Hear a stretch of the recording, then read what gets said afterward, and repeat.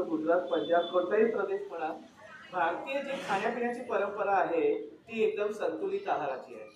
आणि आयुर्वेदने सांगितले त्याप्रमाणे एकतर तुमचं सीझनल आणि रिजनल. सीझनल म्हणजे आत्ताच्या सीझनमध्ये जे अवेलेबल आहे ते खायला पाहिजे. आता आपण बघतो, आता मध्यंतरी मी काही दिवसापूर्वी फळं आणायला गेले होते, तेव्हा मला तो फ्रूटवाला म्हटलं लालबाग आंबा आलाय, तुम्ही आंबा घेऊन जाता का? म्हटलं हे आंब्याची सीझन नाहीये.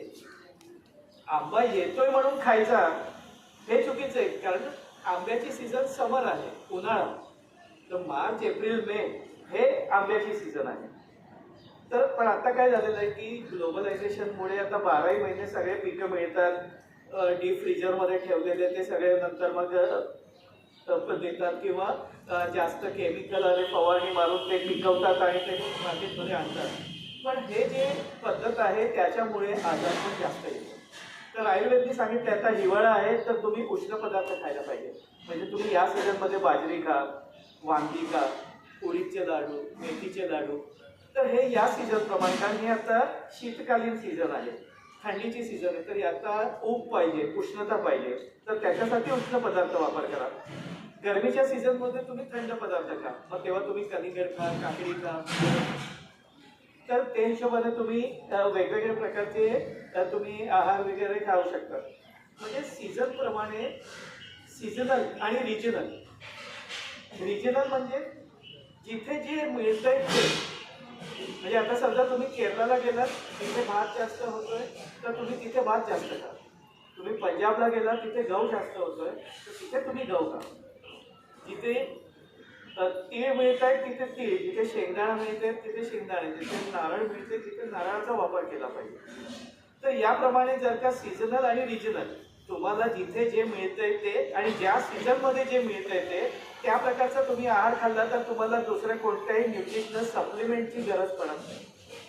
सप्लिमेंटचा कन्सेप्ट भारतासाठी ऍप्लिकेबल नाहीये, कारण भारतामध्ये तिन्ही प्रकारच्या सीझन आहे. ते हिवाळा पण आहे, उन्हाळा पण आहे आणि पावसाळा पण आहे.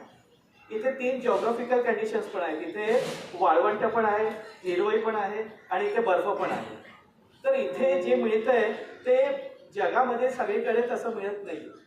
तिथे जास्त बर्फ पडतो, एकाच प्रकारचं वातावरण आहे, तर एकाच प्रकारचे धान्य, एकाच प्रकारचे फळं, एकाच प्रकारचे पालेभाज्या मिळतात. तर त्यांना तिथे तिथे त्यांना उणीव निर्माण होते, त्यांना डेफिशियन्सी क्रिएट होतात, म्हणून त्यांना तिथे न्यूट्रिशनल सप्लिमेंट घ्यायची गरज पडते. भारतामध्ये तशी गरज पडत नाही. जर का तुम्ही सीझनल आणि रिजनल जिथे जे मिळतंय त्याप्रमाणे जर का तुम्ही वापर केला तर तुम्हाला दुसऱ्या वेगळ्या सप्लिमेंटची गरज पडत नाही.